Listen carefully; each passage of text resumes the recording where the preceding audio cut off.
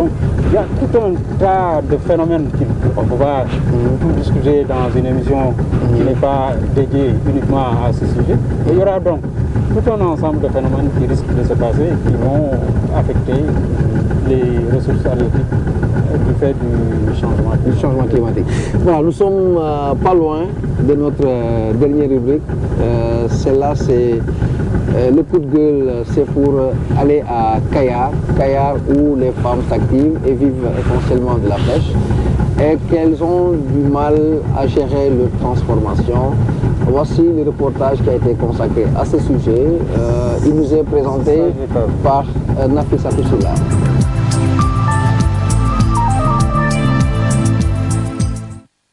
Kayar est le 3e centre de pêche du Sénégal sur 200 quais de débarquement que compte le pays.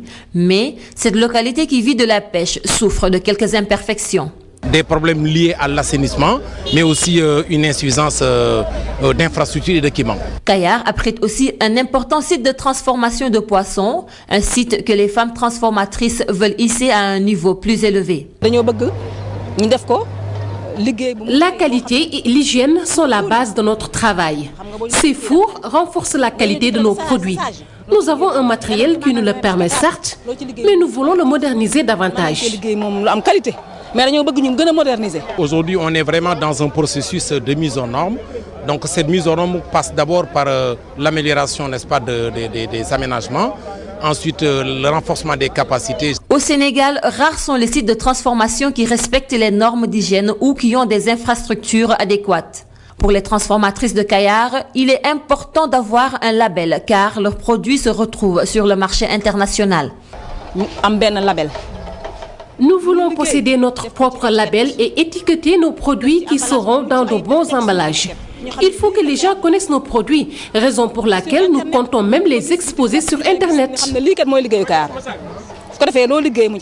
Pour développer leur principale source de revenus, ces femmes veulent adopter une meilleure stratégie. Vendre avant de produire. Notre credo, c'est de vendre avant de produire, mais il faut de la qualité. Si nous avons plus de commandes également, nos revenus pourront augmenter. Au courant de ce mois, le ministre de la Pêche et de l'Économie maritime leur a rendu visite et a écouté leurs doléances. Reste à espérer que les problèmes posés soient pris en compte dans les nouvelles politiques de pêche.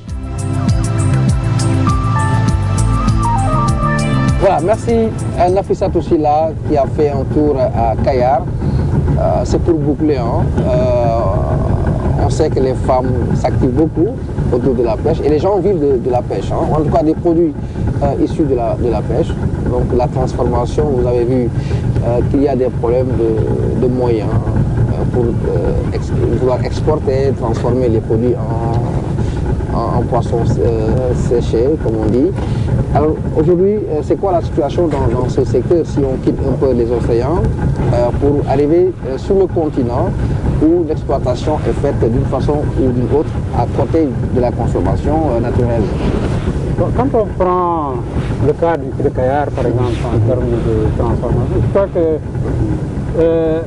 la transformation a permis aux femmes d'élever leur niveau de vie et même leur position sociale au sein des communautés de pêcheurs. Puisque ça a été une activité, je dirais, rentable qui a permis aux femmes transformatrices d'accumuler une certaine richesse.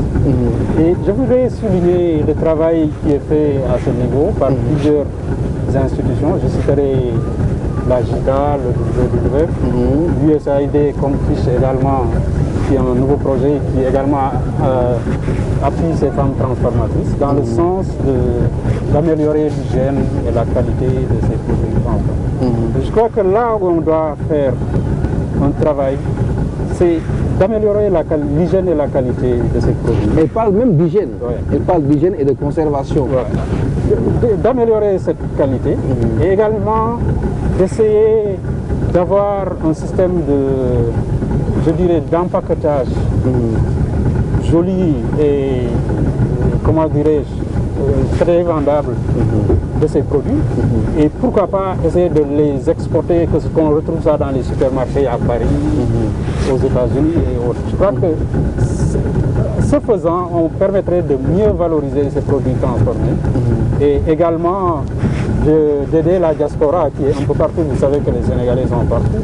Et quand ils ne trouvent pas leur riet, leur ketchup, ça crée un certain manque. Donc je crois que aller dans le sens de mieux valoriser les produits transformés permettrait d'élever le niveau de vie de ces transformations. Alors, professeur, on n'est pas loin de l'émission.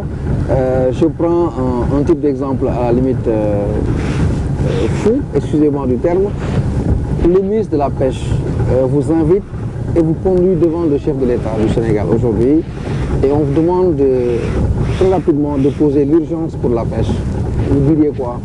L'urgence pour la pêche, c'est de régler les problèmes de gouvernance de la pêche. On a fait faire une étude sur les facteurs qui ont créé la crise du secteur de la pêche au Sénégal. Et on s'est rendu compte que pratiquement tous les facteurs qui apparaissaient étaient des facteurs qui, quand on les analyse encore, sont dus à des problèmes de gouvernance.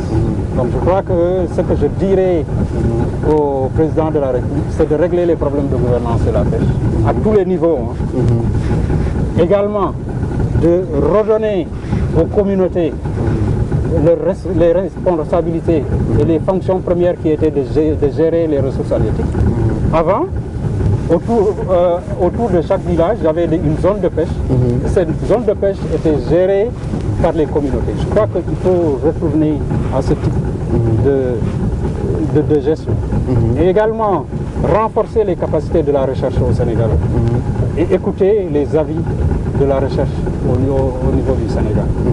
Et donner plus d'importance également à la pêche artisanale. Puisque quand on regarde les quantités de poissons débarqués, la pêche artisanale est de loin plus efficace, je dirais, que la pêche industrielle. Donc il faut une fois de plus donner plus d'importance et d'attention à la pêche artisanale et aux pêcheurs.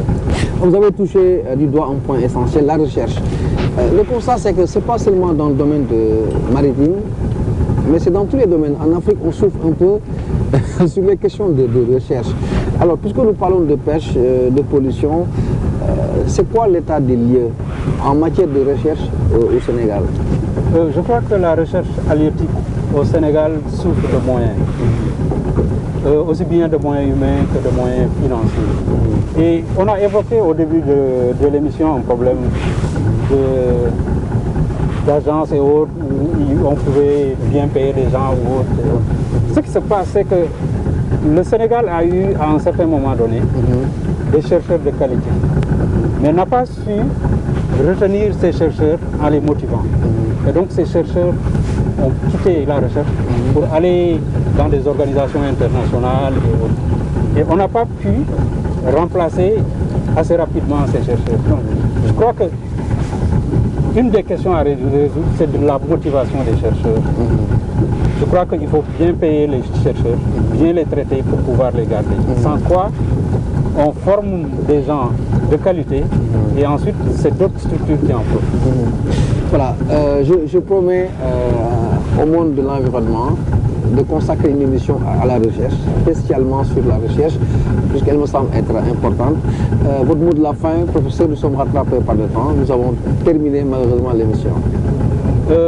Mon mot de fin, c'est que la pêche est une activité extrêmement importante au Sénégal et qu'il faudrait que les autorités de ce pays accordent toute l'attention qu'il faut à la pêche, puisque ça peut être un facteur de développement. Ça peut être un facteur de développement social et économique. Et ça peut être également un lien de la communauté, de la communauté sénégalaise. Professeur, merci. Merci d'avoir pris ce risque avec nous dans cette plage. Joséphine, donc, qui n'a plus le sourire, certainement fatiguée.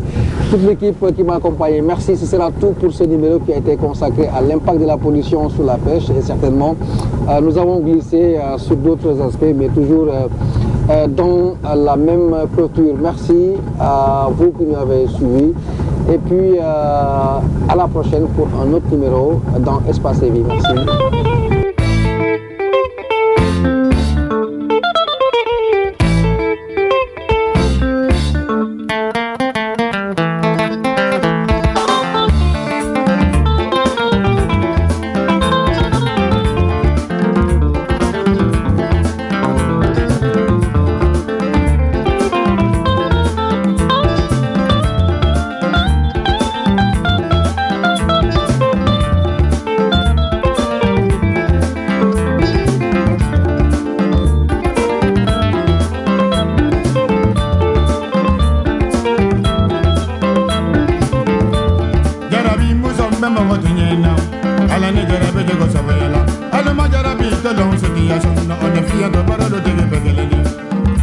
majigilon